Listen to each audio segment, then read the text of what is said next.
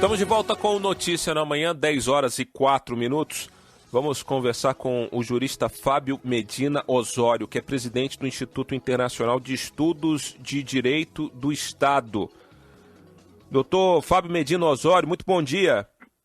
Bom dia, satisfação falar com você, os ouvintes da CBN. Para nós também. A gente gostaria de falar sobre o assunto que está em voga no país já há algum tempo, e ainda mais num momento como esse, que nós temos votação e acaba sendo linkado sobre isso. O senhor esteve presente num Congresso Brasileiro do Ministério Público de Meio Ambiente, aconteceu durante os últimos dias em Florianópolis, e falou sobre a lei anticorrupção, dentro do painel Desastres Ambientais, Unidades de Conservação, Licenciamento e Improbidade Ambiental. Aqui num evento específico sobre meio ambiente, mas isso a gente leva para todos os setores da nossa sociedade, não, jurista? Realmente, é um tema muito importante, foi debatido pela Associação Brasileira do Ministério Público do Meio Ambiente, a BRAMPA, da qual eu tive a honra de ser diretor entre 2013 e 2005, quando ainda exercia funções no Ministério Público do Estado do Rio Grande do Sul, onde atuei por mais de 14 anos.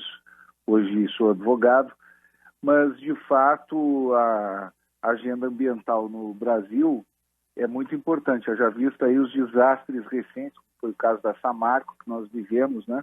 E que tem muito a ver com a má gestão pública, que é, eu diria, talvez a principal tragédia hoje em nosso país. O Brasil vive má gestão pública, uma crise crônica, um problema endêmico de ineficiência administrativa que atinge vários segmentos. Quer dizer, tem um problema na área ambiental, tem problema na área fiscal, a irresponsabilidade fiscal, que talvez tenha culminado aí, hoje é objeto de uma denúncia que tramita contra a presidente da República, Dilma Rousseff, e que está na pauta do Congresso Nacional, hoje na Câmara Federal, vai ser votado amanhã, mas que nós poderíamos pensar, existe na retaguarda também um outro pedido de impeachment, que é o da OAB, titularizado aí pelo nosso presidente Cláudio Lamarck, que tem outros fatos, inclusive, muito mais amplos, porque o Brasil vive a grande tragédia é a falta de gestão, a má gestão pública, a improbidade administrativa, a ineficiência crônica, não apenas a corrupção, mas nós vivemos justamente esse lamentável índice de falta de compromisso de gestores com resultados e com entrega de boa gestão para os cidadãos brasileiros. Bem, por falar inclusive nesse assunto, a votação amanhã sobre a abertura ou não do processo de impeachment, a presidente Dilma Rousseff faria um pronunciamento na televisão durante esta sexta-feira, foi suspenso e depois o Partido dos Trabalhadores divulgou o vídeo nas redes sociais em que a presidente Dilma Rousseff se defende desse processo de impeachment. Então a votação que está acontecendo neste domingo, que a gente vai acompanhar na CBN Diário todos os detalhes. A lei anticorrupção, ela, no Brasil, ela claro que ela é importante. Parece que vai ser uma pergunta que seja ridícula, mas ela funciona? O Brasil foi um dos últimos países signatários da OCDE a editar a lei anticorrupção. Isso foi em 2013. E o fez, é bom lembrar, que a Lei 12.846 de 2013, por força das manifestações populares que aconteceram em junho daquele ano. Ou seja, o país e o governo federal se viu forçado, pressionado a baixar essa lei anticorrupção. Um dos últimos países signatários da OCDE a baixar a lei anticorrupção, que é uma agenda internacional importantíssima dos países avançados, civilizados, que buscam atrair investidores do mundo inteiro, quer dizer, dentro de um programa comum de combate à corrupção das pessoas jurídicas. E agora, o que se vê em relação a essa lei de corrupção? Ela busca institucionalizar um modelo de responsabilidade objetiva das pessoas jurídicas, busca tornar obrigatório o chamado compliance, quer dizer, a autorregulação das pessoas jurídicas, que elas passam a ser forçadas a adotar mecanismos de sustentabilidade ética para que elas sejam responsabilizadas por atos de terceiros. Quais são esses terceiros? São aquelas pessoas que praticam no interesse da pessoa jurídica. Não importa que a pessoa jurídica, através dos seus dirigentes, alegue que não sabia, mas que esses terceiros, sejam eles fornecedores, sejam os dirigentes, sejam os colaboradores, sejam sócios, sejam empregados, não importa. Eles praticam atos tipificados na lei, tidos como atos de corrupção, de improbidade, no interesse da pessoa jurídica, a pessoa jurídica passa a ter que suportar uma série de sanções. Que sanções são essas? Sanções como a multa de até 20% sobre o faturamento bruto anual dessa pessoa jurídica, sanções que vão como a interdição da possibilidade da pessoa jurídica contratar com órgãos públicos ou receber financiamentos, verbas públicas, e até mesmo quando essa pessoa jurídica mostra que é uma pessoa corruptora, contumaz, como nós estamos vendo aí na Operação Lava Jato, várias empreiteiras que têm estruturas de corrupção enraizadas, né? Uma delas tinha aí um departamento oficial de corrupção dentro da sua organização empresarial. Então, muitas dessas pessoas jurídicas, se elas não se readequarem, se elas não se reestruturarem, elas podem ser, de acordo com essa lei de corrupção, inclusive dissolvidas. Por isso, o ambiente que se quer estruturar no país é um ambiente de sustentabilidade ética, o chamado ambiente da empresa limpa. Isso serve também para o compliance ambiental, quer dizer, nós não podemos aceitar tragédias como aquela da Samarco. A empresa, a pessoa jurídica, ela não pode simplesmente alegar que, olha, o poder público não me fiscalizou e por isso eu estou cometendo aqui um ilícito ambiental desse porte. Eu estou poluindo, eu estou causando danos à população, danos aqui, prejuízos ambientais de monta, porque eu não fui fiscalizado, porque as autoridades públicas não viram. Não. Agora, a lei impõe o dever de autorregulação.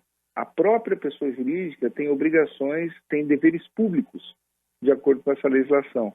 E essa legislação, portanto, a pessoa jurídica tem que se organizar para prevenção, para prevenir. Isso é muito importante porque muda completamente a mentalidade. E já estava na hora, porque as empresas têm que perceber que tem prejuízos reputacionais muito fortes com esses processos todos, quer dizer, o custo à imagem, o dano, a imprevisibilidade decorrente de um processo que leva anos na sua tramitação é muito grande. Então é importante avaliar a necessidade de investimento na prevenção. Então esse modelo de autorregulação é o que surge aí com essa lei da anticorrupção, que também se pode designar como lei da probidade empresarial.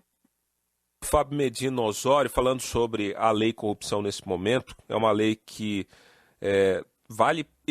atinge exclusivamente empresas privadas. A gente está falando sobre anticorrupção, sobre corrupção, que hoje um assunto, não hoje, né? Hoje ele já se exacerbou, é um assunto que está muito em voga nesse momento, diante de todas as denúncias que nós ouvimos. Doutor, eu estava conversando, eu tenho um parente nos Estados Unidos que, falando sobre as notícias, como é que chegam para o público americano, e ela disse que nos Estados Unidos se tem uma tolerância muito menor em relação à corrupção. Infelizmente, é isso que acontece no Brasil, a gente acaba permitindo muito essa questão, ou até mesmo aquele caso de, tudo bem, ele rouba, mas faz. Só fazendo aqui um pequeno reparo também, essa lei ela deve ser exigida em relação às estatais. A tendência é que o compliance se aplique igualmente às estatais, se busque aplicar às estatais. O que nós estamos vendo aí, por exemplo, quanto à Petrobras.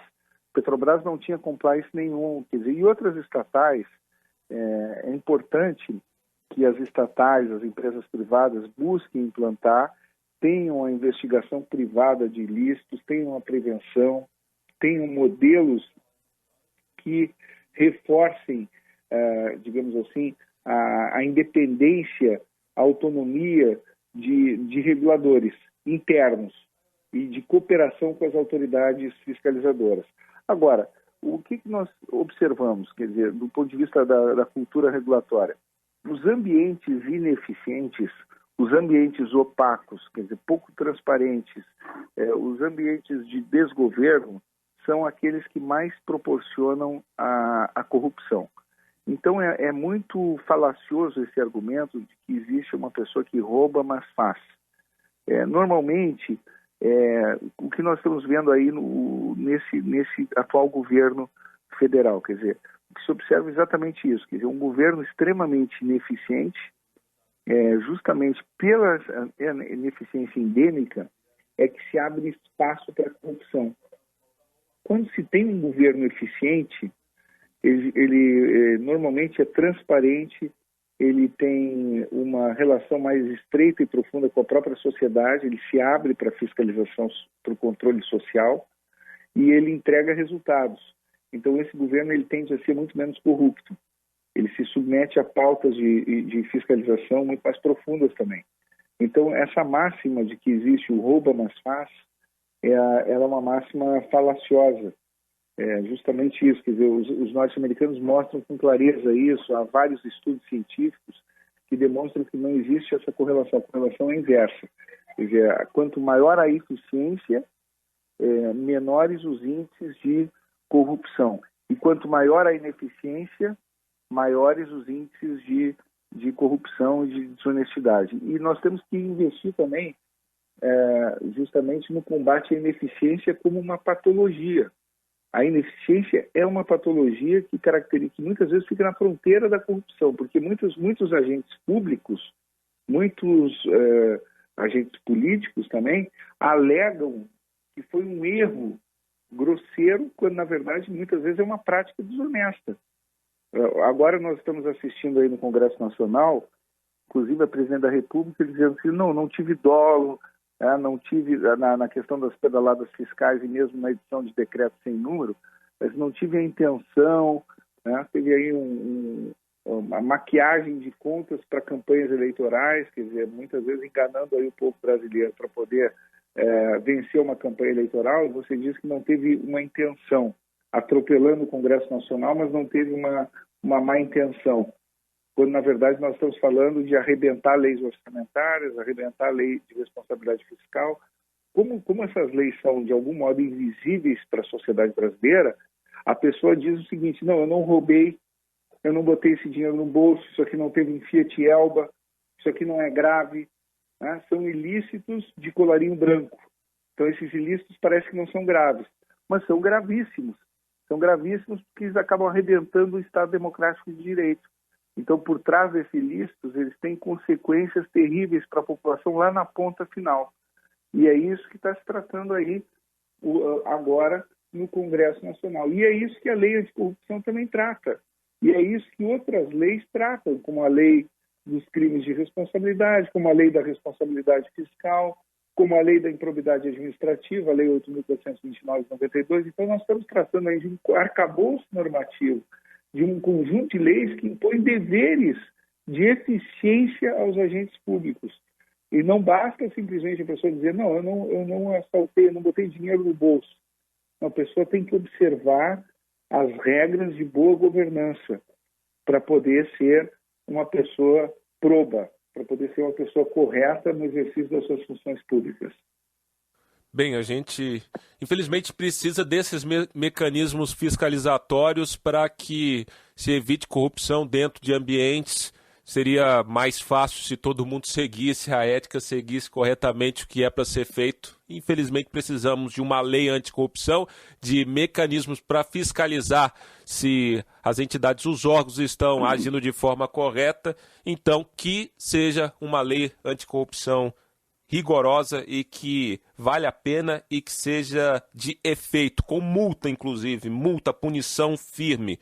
Jurista Fábio Medina Osório, presidente do Instituto Internacional de Estudos de Direito do Estado, muito obrigado pela sua participação aqui na programação da CBN Diário. Eu que agradeço a oportunidade e parabenizo aí pelas programações, pela iniciativa e fico sempre à disposição.